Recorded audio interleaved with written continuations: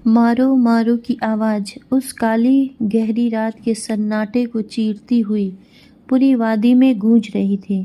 कोई लाठी लेकर, कोई कुल्हाड़ी लेकर, जिसके हाथ जो लगा वह काली नदी की ओर दौड़ पड़ा। अभी अंधेरा होते ही गांव वालों को किसी ने बताया कि काली नदी पार कर रहे 2 आदमियों पर हमला हुआ है। गांव वाले बेतहाशा भागते हुए नदी के किनारे पहुंचे तो क्या देखते हैं कि खून में लथपथ 2 लाशें किनारे पर पड़ी हैं। देखने पर पता लगा कि दोनों की मौत पानी में डूबने से हुई है। बाद में किसी ने इन लाशों को काटा है। पूरे गांव में सनसनी फैल गई। गांव के मुखिया ठाकुर जगन्नाथ जी अब आए और बोले, जब हमने फैसला किया था कि रात के समय कोई भी नदी के रास्ते नहीं जाएगा, तो ये सब कैसे हो गया? चौकीदार कहाँ मर गया? तभी पीछे खड़ा चौकीदार कांपता हुआ आगे आया। मालिक, मैंने तो इन्हें बहुत मना किया था, लेकिन ये तो शहर से पढ़े लिखे नौजवान थे। इन्होंने मेरी एक बात न मानी। हार कर मैं गांव वालों को बुलाने चला गया और आया तो देखा कि यह सब हो गया। आपको यकीन न हो तो गांव वालों से पूछ लो। जमींदार जगन्नाथ जी बोले, तुझे इसीलिए तो नौकरी पे रखा है कि किसी को नदी में न उतरने दे। हमें पता है कि काली नदी का भूत किसी को परेशान नहीं करता। जब तक कोई नदी में नहीं जाता तो वो उसे मार देता है। ऐसे में इस चौकीदार का क्या फायदा? अब पुलिस आएगी, 10 सवाल करेगी। उसी समय पुलिस को सूचना दी गई। कुछ देर बाद पुलिस वहां आ गई। लाशों को अपने कब्जे में लेकर पोस्टमार्टम के लिए भेज दिया। काफी लोगों से पूछताछ की गई, लेकिन किसी को कुछ भी पता नहीं था। कुछ ही दिनों में गांव वाले सामान्य हो गए। उसी गांव में एक 25 साल का नौजवान जिसका नाम नीरज था, वह एक दिन अपने दोस्त दीपक के साथ नदी के किनारे पेड़ के नीचे बैठा था। नीरज बोला, यार ये भूत का क्या चक्कर है? इस भूत के चक्कर में हम कभी नदी से भी नहीं जा पाते। नदी के उस पार देखो कितने सुंदर नज़ारे हैं। उस पार एक मंदिर भी है। अगर किसी तरह इस भूत से छुटकारा मिल जाए तो कितना मजा आए। यह सुनकर दीपक बोला, भाई यही तो समस्या है। इस नदी की जो भी जल में पैर रखता है मारा जाता है। नीरज उस पार जाना चाहता था। उसने अपने दोस्त से कहा, क्यों ना हम पता लगाएं कि आखिर यह भूत सबको क्यों मार रहा है। यह सुनकर दीपक बोला, इसका जवाब तो कोई गांव के बुजुर्ग ही दे सकते हैं। गांव में सबसे ज़्यादा उम्र के तो केवल पुष्पा के दादाजी हैं। चलो उनके पास चलते हैं।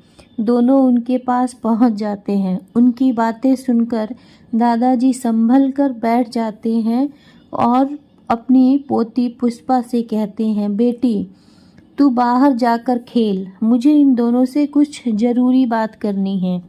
उसके जाने के बाद दादाजी कहना शुरू करते हैं, बात यह है कि बच्ची डर जाएगी। तो तुम जो पूछ रहे थे वो मैं तुम्हें बता देता हूँ, लेकिन नदी में जाने की कोशिश कभी मत करना, क्योंकि जो भी नदी में गया वह वापस नहीं आया। नीरज बोला, बाबा आप ही बताओ, तो बाकी हम पर छोड़ दो। दादाजी ने कहना शुरू किया, बेटा ये गांव के कर्मों का फल है। इस गांव में मुकुंद नाम का एक सीधा साधा किसान रहता था। दिन भर खेत में मजदूरी करता था। उसका अपना खेत नहीं था।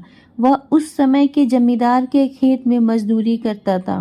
वह पूजा पाठ करने वाला आदमी था। रात को जब वो अपने घर पहुंचता तो उसकी पत्नी पूजा की थाली तैयार रखती थी। पूजा की थाली लेकर वह रात को नदी के किनारे बंधी नाव के दूसरे किनारे के मंदिर में जाता। उस मंदिर में कोई नहीं जाता था, केवल मुकुंद ही जाता था। मंदिर की साफ सफाई करता, उसे फूलों से सजाता, भगवान की पूजा करता, उन्हें भोग लगाता और वापस आ जाता।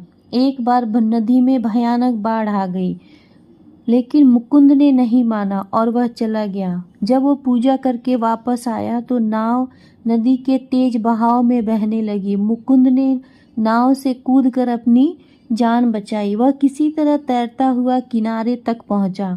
उसकी पूजा की थाली का सिंदूर उसके पूरे चेहरे पर बिखर गया था और इस अवस्था में वो घर की ओर चल दिया। रास्ते में उसे कुछ गांव वाले मिले। उन्होंने मुकुंद को पकड़ लिया। वह चिल्लाता रहा, लेकिन गांव वालों ने उसे तांत्रिक समझकर उसकी पिटाई शुरू कर दी। उसकी शक्ल कोई पहचान न सके और इतने में शोर की आवाज़ किसी ने न सुनी। मारने के बाद उसकी लाश को पानी में बहा दिया। बस तभी से वह गुस्से में है। उसका भूत इसी नदी में रहता है और जो भी इस नदी को पार करने की कोशिश करता है वह उसे मार देता है। नीरज और दीपक दोनों की भूत की आत्मा की शांति के लिए गांव के पंडित जी के पास पहुंच जाते हैं। पंडित जी मना कर देते हैं।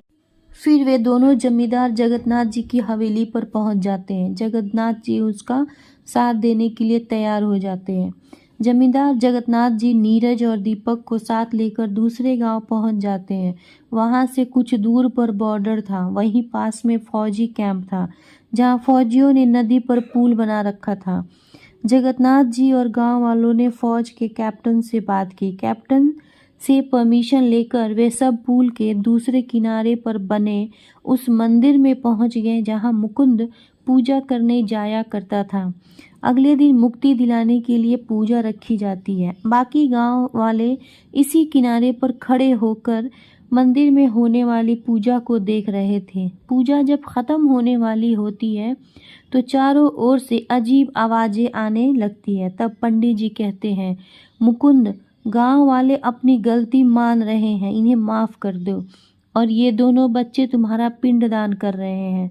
अब तुम मुक्ति की ओर जाओ और भटकना छोड़कर भगवान के धाम चले जाओ। पंडित जी ने पूजा समाप्त करके नीरज और दीपक से पिंडदान करवाया। उसके बाद धीरे धीरे ये आवाजें आना बंद हो गईं, जैसे कोई उनसे दूर जा रहा हो। उसके बाद जमींदार के साथ पंडित जी, नीरज, दीपक और गांव वाले एक नाव में बैठकर अपने गांव आ गए।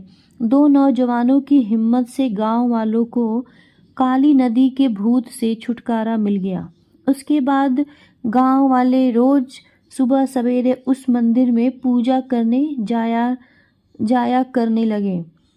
जमींदार ने गांव वालों के साथ मिलकर उस नदी पर एक कच्चा सा पुल बना दिया जिससे उस मंदिर में लोग जा सकें।